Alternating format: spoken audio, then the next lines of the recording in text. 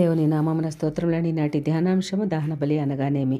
నిన్న మొన్నటి దినమున అబ్రహాము దేవుడు ఇస్సాకు యొక్క అమూల్యమైన విలువైన మాటలు దేవుడు మనకు నేర్పించినందుకు వేలాది స్తోత్రములండి. దేవుని యొక్క ఆజ్ఞ ఇచ్చినప్పుడు అబ్రహాం ఏ విధముగా విధేయత చూపించినాడో చిత్తమో ప్రభు అన్నాడు. ఇస్సాకు కూడా తండ్రి దహన బలికి సిద్ధపడినప్పుడు కూడా బలి అర్పించడానికి కూడా సిద్ధపడినప్పుడు కూడా మారు మాట్లాడకుండా విధేయత చూపించినట్లుగా దేవుడు మనకు నేర్పించాడండి. అటు రీతిగా మనం విధేయత కలిగినప్పుడు రెండంతల ఆశీర్వాదం పొందుకుంటామని కూడా దేవుడు నిన్నటి దినం నేర్పించినందుకు వేలాది స్తోత్రములండి. మరి అబ్రహాము ఇస్సాకు విషయంలో మరి తండ్రి అయిన దేవుడు యేసుక్రీస్తు మరి సాదృశ్యంగా కూడా మనకు నేర్పించినందుకు వేలాది స్తోత్రములండి. ఈ దినమున దహన బలి అనగానేమి. పొదలో చిక్కుకున్న పొట్టేలు, ఆదికాండం 22వ అధ్యాయము 13వ వచనం ప్రకారం. అప్పుడు అబ్రహాం కన్నులెత్తి చూడగా పొదలో కొమ్ములు తగులుకొని ఉన్న ఒక పొట్టేలు వెనుక తట్టున కనబడెను. అబ్రహాం వెళ్ళి ఆ పొట్టేలను పట్టుకుని తన కుమారునికి మారుగా పెట్టి దహన బలిగా అర్పించినండి. పొద లోకము, కొమ్ములు తగులుకొని ఉన్న మానవుడుగా జన్మించిన క్రీస్తును పోలినదండి. పొట్టేలు లోక పాపమును మోసుకొని పోవు దేవుని క్రీస్తు. పొట్టేలను కుమారునిగా బదులుగా మానవాళికి దహన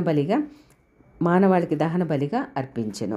ఆదికాండం 22వ అధ్యాయం 14వ వచనం ప్రకారము అబ్రహాం ఆ చోటికి యెహోవా ఈరే అని పేరు పెట్టెను. అందుచేత యెహోవా పర్వతం మీద చూచుకొనును అని నేటి వరకు చెప్పబడనండి.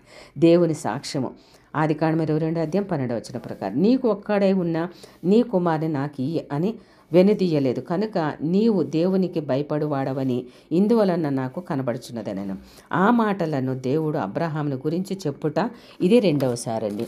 అబ్రహాముకు దేవుడు ఇచ్చిన బహుమానం ఏమనగా ఆ బహుమానమును ఇచ్చుటకు గల కారణమును ఈ రీతిగా చెప్పబడుచున్నాడు. దేవుడు దూతను రెండో మారు పరలోకం నుండి అబ్రహామును పిలిచి ఇట్లనెను, నీకు ఒక్కడే అయ్యున్న నీ కుమారుని ఇయ్య వెనుక తీయలేదు.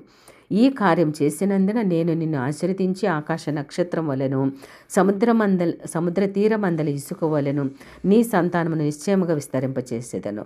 నీ సంతతి వారు తమ శత్రువుల గవిని స్వాధీనపరచుకుందరు. ఆదికాండం 22వ అధ్యాయము 17-18 వచనములండి.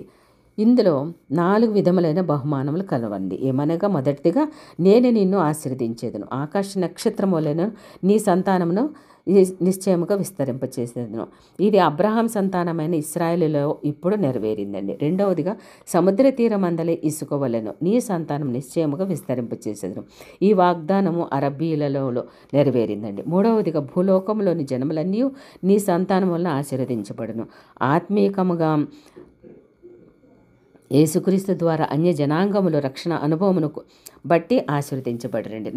నాలుగవదిగా నీ సంతతి వారు తమ శత్రువుల గవిని స్వాధీనపరుచుకుందరు. ఈ వాగ్దానం ఇశ్రాయేలు విజయములలో మనము వారి చరిత్ర అంతట్లో గుర్తించగలుగుతున్నామండి. పై వాగ్దానములను దేవుడు ఇచ్చుటకు కారణము మరియు నీవు నా మాట వినినందున. ఆదికాండం 29వ అధ్యాయం 19వ తర్వాత అబ్రహాం తన పనివారి యొద్దకు తిరిగి రాగా వారు లేచి అందరూ కలిసి బెయేర్షెబాకు వెళ్ళింది. అబ్రహాము బెయేర్షెబాలో నివసించారండి. మరి అబ్రహాం యొక్క జీవిత చరిత్ర మొదటి నుంచి కూడా దేవుడు ఎంతో ఆధ్యాత్మికంగా మనల్ని కూడా ధైర్యపరిచి నిలబెట్టినందుకు దేవునికి వేలాది స్తోత్రములండి. ఆమేన్.